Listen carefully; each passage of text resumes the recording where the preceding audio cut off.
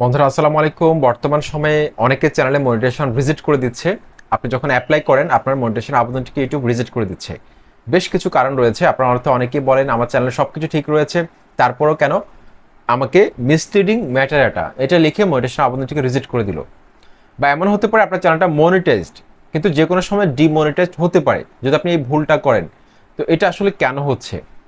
YouTube কি ইচ্ছাকৃতভাবে আপনার চ্যানেলটাকে মনিটাইজেশন দিচ্ছে না বা মনিটাইজ চ্যানেলটাকে ডিমনিটাইজ করে দিচ্ছে? আসলে বিষয়টা এমন না। আপনি যদি ভুল করেন সেক্ষেত্রে আপনি অবশ্যই শাস্তি পাবেন। এখানে কিন্তু আপনার কোনো ছাড় নেই। ইউটিউবে যেই রোবট রয়েছে সেটা কিন্তু অটোমেটিক ডিটেক্ট করে ফেলে যে আসলে আপনার চ্যানেলের মধ্যে মিসলিডিং করেছেন কিনা আপনি। ওকে, এখানে ইউটিউবের যে একটা পলিসি রয়েছে মিসলিডিং ম্যাটারাটা or thumbnails using the title thumbnails description to trick users into believing the content is something it is not. অর্থাৎ আপনি এমন কিছু লিখছেন যেটা আসলে কন্টেন্টের মধ্যে নেই। দর্শকদেরকে আকৃষ্ট করার জন্য, দর্শকদেরকে প্রলুব্ধ করার জন্য আপনি ভুল কিছু লিখেছেন। যেমন ধরুন আপনার কন্টেন্টটা যে টপিক্স, আপনি সেই টপিক্সে থাম্বনেলের মধ্যে লেখেননি, টাইটেলের মধ্যেও লেখেননি, ডেসক্রিপশনেও লেখেননি, ট্যাগের মধ্যেও লেখেননি, কিন্তু ভিডিওর মধ্যে গিয়ে আবার আরেক টপিক্সে কথা বলছেন। আপনি ভিডিও বানাচ্ছেন আপনি ওয়াচ টাইম কীভাবে বাড়াবো সেটা নিয়ে, কিন্তু আপনি ভিডিওর মধ্যে কথা বলতেছেন কিভাবে ভিউজ বাড়ানো যায়। তাহলে কিন্তু টপিক্সটা কিন্তু আরেকটা টপিক্স হয়ে গেল।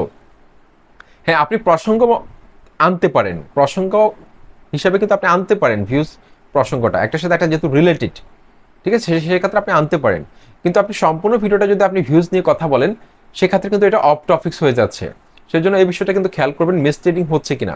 বর্তমান সময় কিন্তু আপনারা অনেকেই মিসলিডিং করেন, যেমন ডেসক্রিপশন বক্সের মধ্যে কমা দিয়ে দিয়ে যারা ট্যাগ ব্যবহার করেন, এটা কিন্তু মিসলিডিং। যে কোনো সময় কিন্তু স্ট্রাইক আসতে পারে, হয়তো এখন না আসলেও কিন্তু এটা যে কোনো সময় স্ট্রাইকটা কিন্তু চলে আসতে পারে। তারপর আরেকটা ভুল আপনারা অনেকেই করেন, সেটা হচ্ছে যে টাইটেলের মধ্যে এক ধরনের কিওয়ার্ড লেখেন, আপনি ডেসক্রিপশন বক্সে আবার অন্য কিওয়ার্ড লেখেন। আপনি ভাবেন যে ভিডিওটাকে আমি যে কোনোভাবে সার্চে ফেলবো, যে কোনোভাবে আমি ভাইরাল করে ফেলবো, সেই জন্য আপনি ইচ্ছা মতো অন্য টপিক্সের অনেকগুলো কিওয়ার্ডকে একটা নিচে একটা বসিয়ে দেন। এই ভুলটা কিন্তু করবেন না। এতে করে যে কোনো সময় আপনার চ্যানেলের মধ্যে কিন্তু কমিউনিটি গাইডলাইন স্ট্রাইক আসতে পারে। আর একবার যদি কমিউনিটি গাইডলাইন স্ট্রাইক আসে সেক্ষেত্রে কিন্তু আপনার চ্যানেলটা 3 মাসের মধ্যে যদি 3টে স্ট্রাইক চলে আসে আপনার চ্যানেলটাকে কিন্তু ইউটিউব ডিলিট করে দিবে, আর কখনো আপনি ফেরত পাবেন না।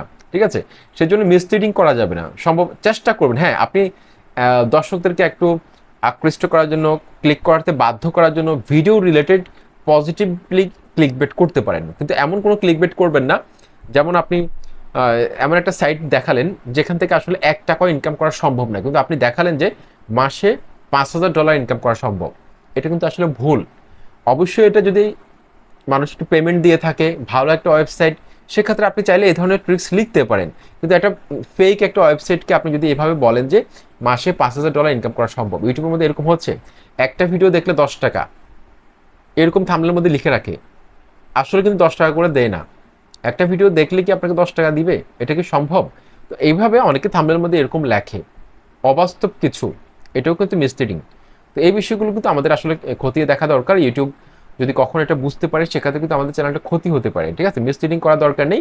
হ্যাঁ, আপনি কিছুটা ট্রিক্স অ্যাপ্লাই করতে পারেন ভিডিওর মধ্যে ভিউজ আনার জন্য, কিছুটা ক্লিকবেট করতে পারেন, অবশ্যই ভিডিও টপিক্সের সাথে মিল রেখে। কারণ বর্তমান সময়ে একদম সাদাসিধে থাম্বনেলের মধ্যে ভিউজ আসে না, যেটা সত্য কথা। যেমন আমি যদি এখন আমার থাম্বনেলের মধ্যে লিখি কিভাবে ভিউজ বাড়ানো যায়, কিভাবে সাবস্ক্রাইবার বাড়াবেন, এই সময় এসে যদি আমি থাম্বনেলের মধ্যে এটা লিখি, কেউ আমার ভিডিওর মধ্যে ক্লিক করবে না বর্তমান সময়ে এসে। কারণ যে পরিমাণ কম্পিটিশন তৈরি হয়েছে, তীব্র কম্পিটিশনের মধ্যে কিন্তু টিকে থাকা যাবে না। সেই জন্য অস্তিত্ব টিকে থাকার জন্য, ইউটিউবে টিকে থাকার জন্য যে এত কষ্ট করছি, ঘাম ঝরাচ্ছি, স্ক্রিপ্ট লিখতেছি, এডিটিং করতেছি, খাটতেছি, সময় দিচ্ছি, তারপর কমেন্টগুলো চেক করছি, ইনবক্সে যদি কেউ নক করে একজনের সাথে হলেও কথা বলছি, এই বিষয়টা মেসেজে কথা বলছি, প্রবলেম সলভ করার চেষ্টা করতেছি, হাজার হাজার মেসেজ দিচ্ছে, কিন্তু সবার মেসেজ তো আর চেক করা সম্ভব না।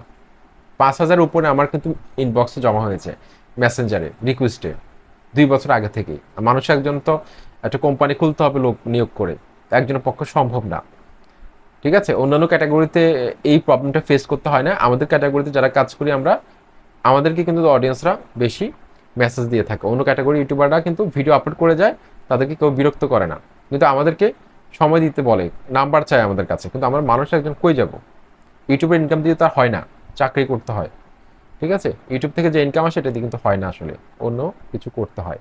ঠিক আছে, যেমন আমি জব করি, এখন আমি জবের পাশাপাশি আমি ইউটিউবিংটা করে থাকি।